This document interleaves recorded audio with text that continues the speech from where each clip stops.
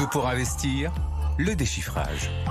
Le déchiffrage du lundi avec l'équipe du lundi. Gustave Sondonella, bonjour Gustave. Bonjour Lorraine. Vous êtes cofondateur de la banque privée Colbert. Vincent Grard est avec nous. Bonjour Vincent. Bonjour. Country Manager France chez Trade Republic. Et un petit peu d'Europe pour démarrer cette semaine, puisque il y a des choses positives à dire sur l'Europe.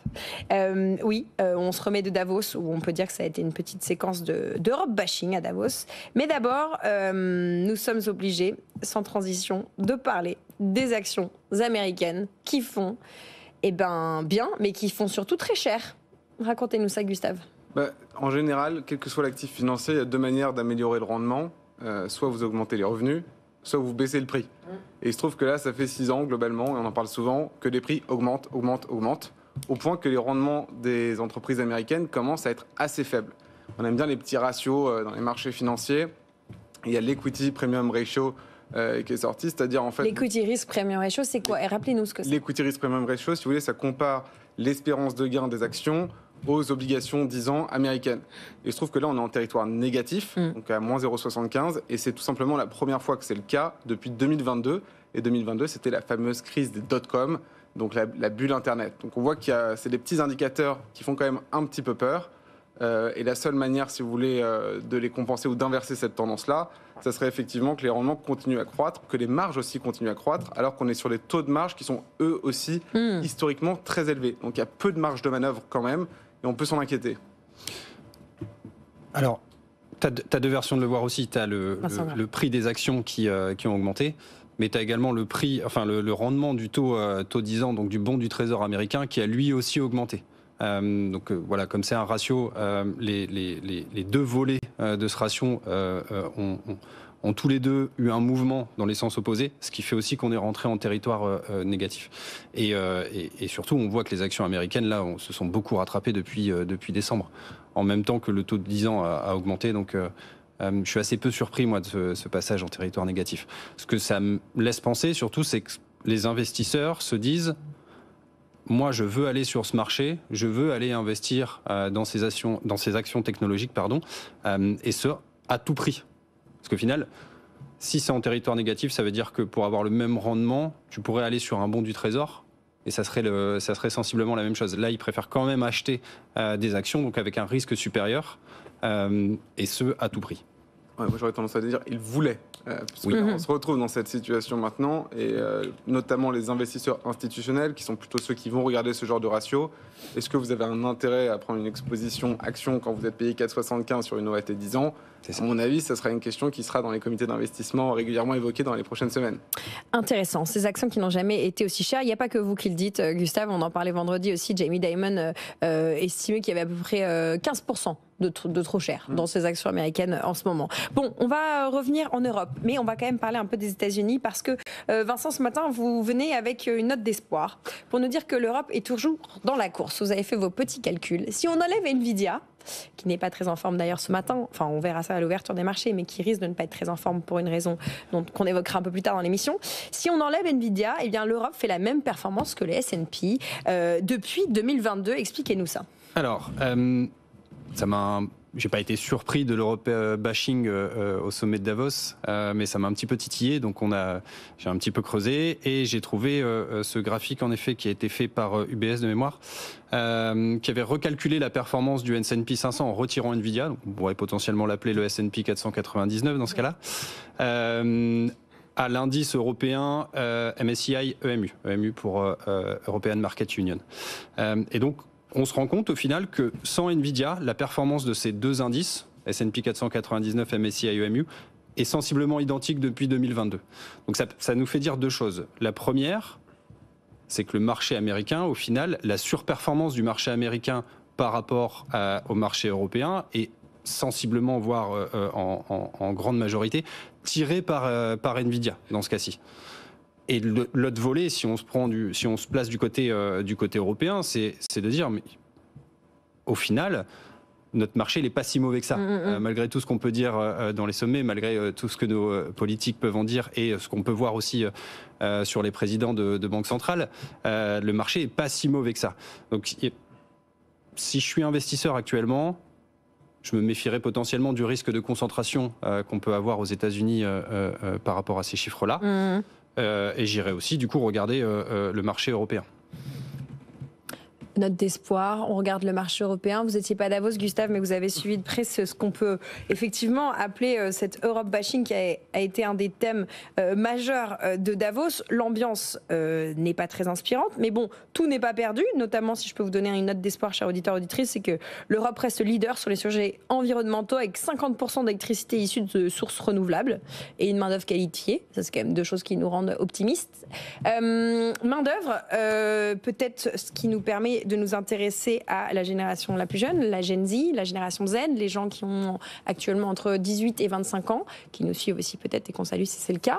Cette Gen Z, il faut veiller à ne pas creuser le fossé entre elle et les autres générations. Expliquez-nous ça, parce que ça pourrait être le talon d'Achille de l'Europe. Alors désolé, parce que du coup je vais abonder plutôt dans le sens de Davos, c'est-à-dire de l'Europe bashing. Là pour le coup c'est un fait assez notable, parce que depuis les baby-boomers, donc une soixantaine d'années, vous avez une certaine forme d'homogénéité entre les générations, entre le pouvoir d'achat des générations en Europe et aux États-Unis. C'est-à-dire qu'en gros, peu importe le lot de misère que chaque génération a, vous avez peu ou prou le même niveau de vie par rapport à la génération précédente en Europe et aux États-Unis pour les boomers. Pareil pour les millénials qui ne sont pas les plus gâtés, dont je fais partie. Et alors là, pour la génération Z, complètement différent. C'est-à-dire qu'on a une génération Z qui, aux États-Unis, va mieux que les millénials alors qu'elle est déjà plus jeune, en termes de pouvoir d'achat par rapport à la génération précédente, et également en termes d'accession à la propriété. Seul petit problème, c'est pas du tout vrai en Europe. C'est-à-dire qu'aux États-Unis, vous êtes à plus de 2,5% de pouvoir d'achat par rapport à la génération précédente, un taux d'accession à la propriété qui est quasiment équivalent aux millénials qui ont à peu près 10 ans de plus en moyenne. Mais en revanche, en Europe, c'est pas du tout ça. Donc, par exemple, au Royaume-Uni, on est carrément à 0 en termes de croissance par rapport à la génération précédente. Et en Allemagne, on est autour des 1%, même un petit peu en dessous. Donc, on voit qu'il y a une vraie dislocation. Et ça peut poser des vrais problèmes de demande, de dynamisme dans les marchés européens demain. Donc on voit que l'Europe a déjà pas que des avantages. Ils ont été nombreux et cités à Davos, notamment sur notre capacité à prendre des décisions. Absolument. Maintenant, si en plus on endommage notre marché domestique, qui était plutôt notre force, là, ça va commencer à poser des vrais problèmes. Et ceux qui vont pouvoir faire des arbitrages, c'est-à-dire changer d'adresse, si je puis dire, aller dans des destinations où ils sont attendus et où vont pouvoir profiter justement de cette croissance. Il y a les États-Unis, mais il y a aussi les pays du Golfe, il y a d'autres, l'Asie. Peut-être qu'ils feront ces choix-là. On l'avait déjà évoqué intra-Europe, les taux d'immigration intra-Europe des cerveaux, notamment par exemple avec un pays comme le Portugal, vers le UK, vers d'autres destinations en Europe. Ce serait quand même dommage de voir cet exode se produire non plus intra-continent, mais carrément extra-continent. Et là, ce serait vraiment une fuite des cerveaux très préoccupante. Pour moi, c'est déjà le cas. Tu regardes sur certains secteurs d'activité comme les ingénieurs, il y a une fuite assez massive quand même des cerveaux de l'Europe vers les États-Unis. Une fuite, je ne sais pas, mais un aiguillage historique, notamment dans les milieux de la banque et les milieux de la recherche en IA et de la tech ont pris le relais. Ouais. Mais complètement, parce qu'en fait, les entreprises fortes sont aussi là-bas. On parlait tout à l'heure de Nvidia et des 7 magnifiques. Quand tu es un jeune, tu es déjà génération Z, tu viens de terminer tes études, tu as envie de challenge professionnel et tu as envie en même temps de pouvoir bien gagner ta vie. Avec la mondialisation, évidemment que tu vas plus uniquement regarder ce qui est autour de chez toi et tu vas regarder potentiellement des offres que tu peux avoir sur d'autres continents. Moi, ce que ça me fait dire, c'est que au final, on risque d'avoir un décalage du coup entre différents continents sur les mêmes générations de personnes.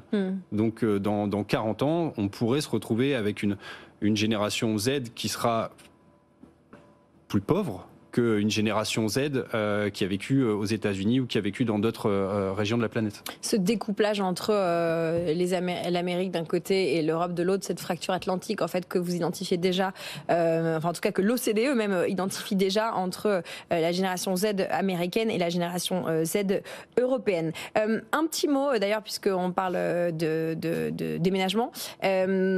Pour ceux qui suivent ce personnage du venture capital et éminent auteur de newsletters très intéressantes. Andreessen Horowitz fait ses valises et quitte Londres. Alors Andreessen Horowitz, on rappelle, c'est un très très gros fonds de VC. Enfin, c'est une personne, mais c'est aussi un très gros venture capitaliste.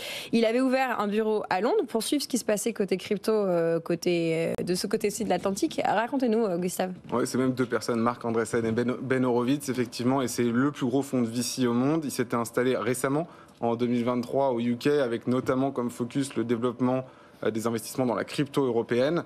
2 ans plus tard, ils font leur valise. Donc, c'est aussi un acteur éminemment américain qui a des positions dans toutes les entreprises qu'on cite souvent, et c'est Big Tech qui sont maintenant les hyperscalers. Donc, ils ont une capacité à identifier ces champions. Ils étaient arrivés en 2023 avec un programme ARC aussi, qui était vraiment censé accompagner les startups européennes et donner en fait des chances aujourd'hui à l'Europe de se développer de la même façon. Beaucoup d'ailleurs expliquent le décalage entre l'Europe et les États-Unis par l'incapacité de l'Europe à créer un marché de capital aussi efficient que le marché américain. Là, mauvaise nouvelle, ils s'en vont et clin d'œil peut-être, mais celui qui était censé développer le bureau londonien rentre dans l'administration Trump. Et d'ailleurs, l'argument qu'ils font valoir pour ce départ, c'est justement on a un cadre qui est trop favorable aux États-Unis aujourd'hui pour se disperser. Il faut absolument qu'on soit présent dans ce moment assez unique pour l'investissement. Donc là, on voit de manière très, très, très explicite l'enthousiasme apporté par le monde business, enfin au monde business des politiques Trump ultra business friendly. Enfin, ça dit quand même aussi quelque chose de l'échec finalement du Brexit, parce que si les choses s'étaient bien passées pour le UK, pour le Royaume-Uni, quelque part Londres aurait pu être une place crypto indépendante du continent. Et là, ce départ, ce bureau de Andreessen Horowitz qui quitte Londres, quelque part, ça montre que dans la tête d'un VC, d'un venture capitaliste, d'un fonds de VC américain, finalement Londres, ça n'est qu'une façade atlantique, mais européenne. Complètement d'accord avec toi, Lorraine, pour le coup. Et ça rejoint aussi ce qu'on vient de dire juste avant. Si tu veux, les gens vont se concentrer là où il y a de l'activité, là où c'est facile d'entreprendre d'un point de vue business. Et là où c'est facile, ça donne beaucoup plus d'espoir aussi en termes de potentiel rendement, de potentiel bénéfice. Bon, on a fait un petit tour d'actualité un peu micmac ce matin. On voulait parler d'Europe, on a voulu parler de marché américain. La semaine, évidemment, va être très dense puisque c'est les publications de résultats qui nous attendent. Je vous donne un petit agenda parce que 4 des 7 magnifiques dévoileront leurs résultats, sans oublier évidemment LVMH demain, pilier du luxe, attendu demain le 28 janvier pour son bilan trimestriel. Demain, on attendra aussi Starbucks, Boeing ou General Motors ou encore SAP. Mercredi, on regardera Microsoft, Tesla, Meta, ASML, Rémi Cointreau. On fera le point évidemment sur tout ça vers 11h05 avec Étienne Braque. Merci beaucoup messieurs, merci Vincent Grard, Country Manager France chez Trade Republic, merci Gustave Sondaine, cofondateur de Colbert. On vous retrouve lundi prochain messieurs pour un autre tour d'horizon de l'actualité pour démarrer la semaine en bonne intelligence.